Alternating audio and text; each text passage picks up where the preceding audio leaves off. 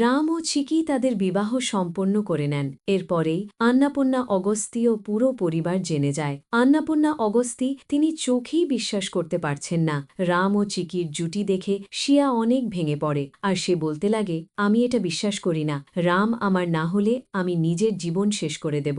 অগস্তি পরিবারের সবাই শিয়ার পিছু করতে থাকে। তারা সবাই শিয়াকে আটকানোর অনেক চেষ্টা করে। শিয়ার এখন আর কিছুই করার নেই। সে অবশেষে রামকেও হারালো ও পুরো অগস্তি পরিবারের টাকা পয়সা, ধন সম্পদ সবই হারালো। ভিউয়ার্স, নিয়ে আসলাম ভালোবাসি তোমায় নাটকের ধামাকা পর্ব। তোমাদের কাছে ভিডিওটি ভালো লেগে থাকলে লাইক ও একটি কমেন্ট করে দিবে। ভিডিওর শুরুতেই আমরা দেখতে পাই মন্দিরের বিবাহের মণ্ডপে আন্নাপূর্ণা অগস্তি অঝরে কাঁদছেন এবং রামের দিকে তাকিয়ে কথা বলছেন। রাম চুপচাপ দাঁড়িয়ে আছে। পাশে কোণে বেশে চিকি এবং শিয়া দুজনেই রয়েছেন। আন্নাপূর্ণা অগস্তির খুব কষ্ট হচ্ছে। রাম নিঃশ্বাস নেওয়ার সময়ও আজ বুক ফেটে যাচ্ছে। তুই কি এটাই চেয়েছিলি? আজ তুই এই আন্নাপূর্ণা অগস্তির সমস্ত অহংকার, মান সম্মান, ইজ্জত সব কিছু ধুলোয় মিশিয়ে দিলি বাবা। আমার বিশ্বাস তুই ভেঙে চুরমার করে দিলি।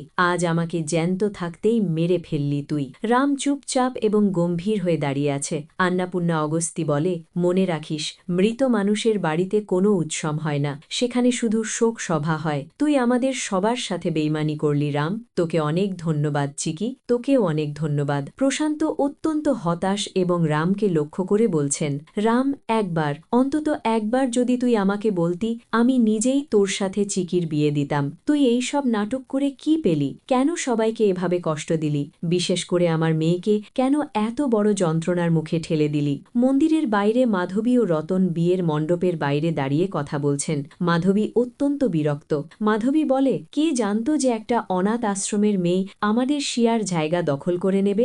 আমাদের পরিবারের উপর কার জানি কুদৃষ্টি পড়েছে। দেবীর কাছে অনেক প্রার্থনা করেছিলাম, কিন্তু এখন সব শেষ হয়ে গেল। রতন বলে, মাধবী, বিধির বিধান কেউ বদলাতে পারে না। চলো এখন বাড়ি ফিরি। চিকিকে এখন আমাদেরই সামলাতে হবে। রাম, চিক্কি, শিয়ার মধ্যে সংঘাত। রাম এবং চিক্কি রুহিকে তার মিথ্যে ও প্রতারণার জন্য দোষারোপ করছেন। শিয়া কাঁদতে কাঁদতে চিৎকার করছেন। শিয়া বলে, না, এটা হতে পারে না, তোমরা এটা করতে পারো না। চিকি বলে, তুই আমার সাথে এটা করলি কেন? কেন তুই রামের সাথে বিয়ে করার নাটক করলি? কিন্তু তুই আজ হেরে গেলি শিয়া। রাম বলে, শিয়া, ধোঁকাবাজ মানুষকে সব সময় ধোঁকাই পেতে হয়। তুমি ভেবেছিলে তুমি চিক্কির জায়গা নিয়ে নেবে। তুমি ওর নখের যোগ্য নাও। তুমি শুধু টাকা দেখে আমাকে বিয়ে করতে চেয়েছিলে। চিকি বলে, রাম শুধুমাত্র আমার, আর এই পরিবারও আমার। তুই সবার কাছে মিথ্যে বলেছিস, এমনকি পুলিশের কাছেও বাবাকে নিয়ে ভুল বুঝিয়েছিস। আমি তোকে ছাড়ব না শিয়া, তোর সব মিথ্যের প্রতিশোধ আমি নেব।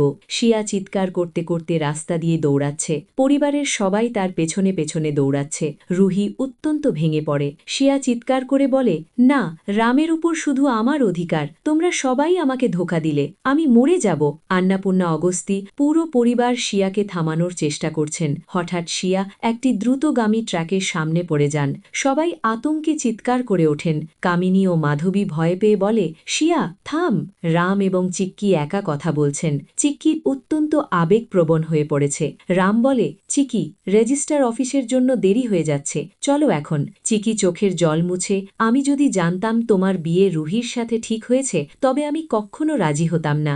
রাম বলে, আমি জানতাম এমনটাই হবে, তাই তো আমি আগে কিছু বলিনি। এখন সব ঠিক হয়ে যাবে। তুমিই আমার প্রকৃত স্ত্রী, আর কেউ নয়। রাম চিক্কির হাত ধরেন এবং তারা সেখান থেকে চলে যান। কোণে বেশে চিক্কিকে অত্যন্ত সুন্দর দেখাচ্ছে। ভিউয়ার্স, ভিডিও আজ এ পর্যন্তই।